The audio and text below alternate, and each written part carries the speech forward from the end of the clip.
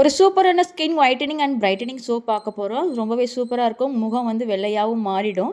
இதுக்கு வந்து gastric soda வந்து ஒரு டேபிள் ஸ்பூன் எடுத்து தண்ணி கலந்து நம்ம ஊற வச்சிடலாம். ஒரு கப் வந்து பப்பாளி எடுத்துக்கலாம்.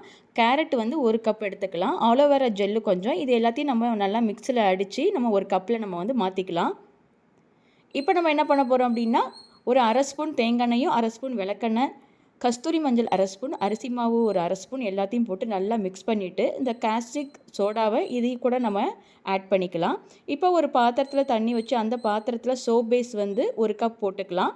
இப்போ நம்ம மிக்ஸ் பண்ணி வச்சுருக்கிற இந்த பப்பாளி, கேரட் இது எல்லாத்தையும் இது கூட நம்ம நல்லா மிக்ஸ் பண்ணிவிட்டு, கொஞ்ச நேரம் கழித்து நம்ம என்ன பண்ண போகிறோம் அப்படின்னா, ஸ்மெல்லுக்காக ஒரு 4 சொட்டு வந்து சாண்டல் ஆயில் இது எல்லாத்தையும் போட்டு நம்ம மோல்டில் நம்ம ஊற்றி எடுத்தோம் அப்படின்னா ஒரு சூப்பரான skin brightening and whitening soap ready.